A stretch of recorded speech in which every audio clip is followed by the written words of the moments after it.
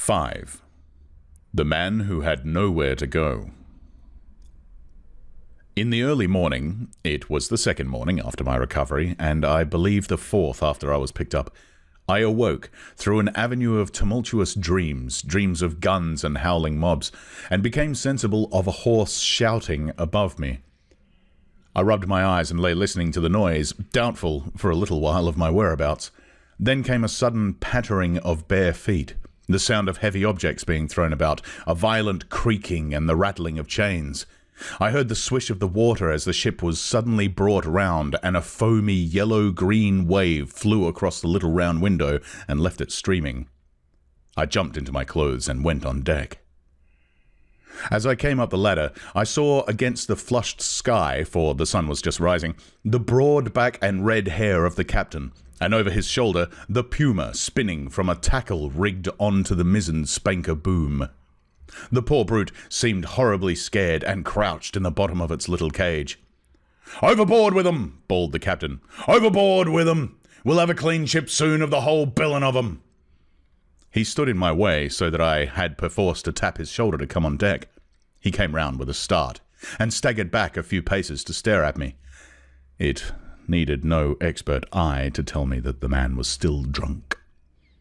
"Hello," said he stupidly, and then with a light coming into his eyes, "Why, it's Mr. Prendick," said I. "Prendick be damned," said he. "Shut up! That's your name, Mr. Shut Up!" It was no good answering the brute, but I certainly did not expect his next move. He held out his hand to the gangway by which Montgomery stood talking to a massive grey-haired man in dirty blue flannels, who had apparently just come aboard. "That way, Mr. Blasted Shut Up, that way!" roared the captain. Montgomery and his companion turned as he spoke. "What do you mean?" I said. "That way, Mr. Blasted Shut Up, that's what I mean. Overboard, Mr. Shut Up, and sharp. We're cleaning the ship out, cleaning the whole blessed ship out, and overboard you go." I stared at him dumbfounded. Then it occurred to me that it was exactly the thing I wanted. The lost prospect of a journey as a sole passenger with this quarrelsome sot was not one to mourn over. I turned towards Montgomery. "Can't have you," said Montgomery's companion concisely. "You can't have me," said I, aghast. He had the squarest and most resolute face I ever set eyes upon.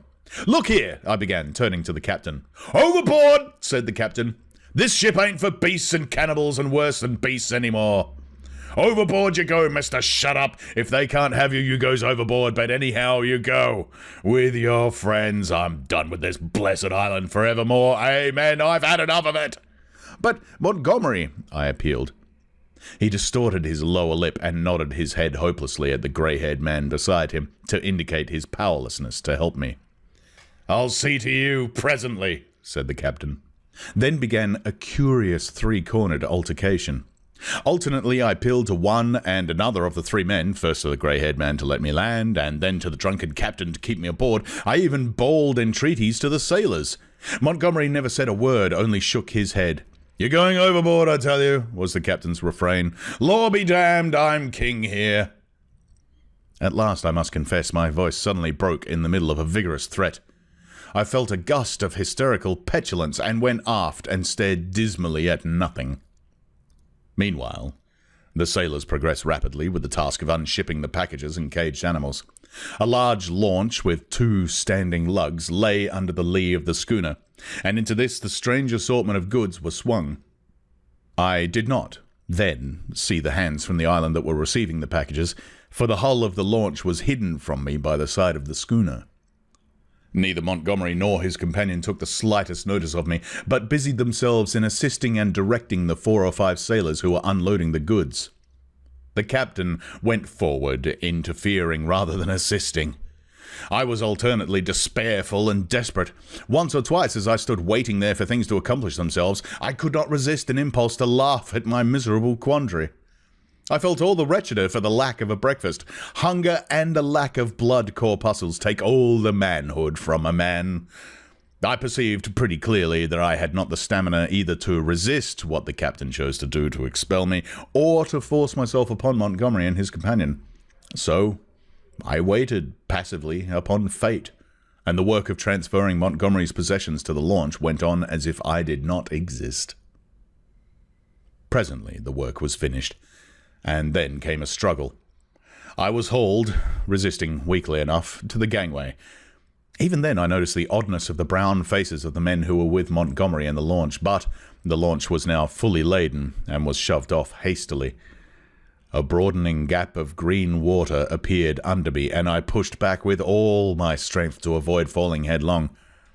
The hands in the launch shouted derisively, and I heard Montgomery curse at them, and then the captain, the mate, and one of the seamen helping him, ran me aft towards the stern. The dinghy of the Lady Vane had been towing behind. It was half full of water, had no oars, and was quite unvictualled. I refused to go aboard her, and flung myself full length on the deck. In the end, they swung me into her by a rope, for they had no stern ladder, and then they cut me adrift. I drifted slowly from the schooner. In a kind of stupor, I watched all hands take to the rigging, and slowly but surely she came round to the wind, the sails fluttered, and then bellied out as the wind came into them. I stared at her weather-beaten side, heeling steeply towards me, and then she passed out of my range of view. I did not turn my head to follow her. At first I could scarcely believe what had happened. I crouched in the bottom of the dinghy, stunned and staring blankly at the vacant, oily sea.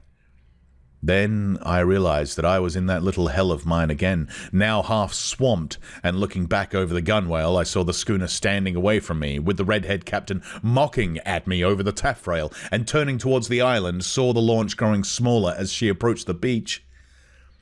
Abruptly, the cruelty of this desertion became clear to me. I had no means of reaching the land unless I should chance to drift there. I was still weak, you must remember, from my exposure in the boat. I was empty and very faint, or I should have more heart. But as it was, I suddenly began to sob and weep as I had never done since I was a little child. The tears ran down my face. In a passion of despair, I struck with my fists at the water in the bottom of the boat and kicked savagely at the gunwale. I prayed aloud for God to let me die.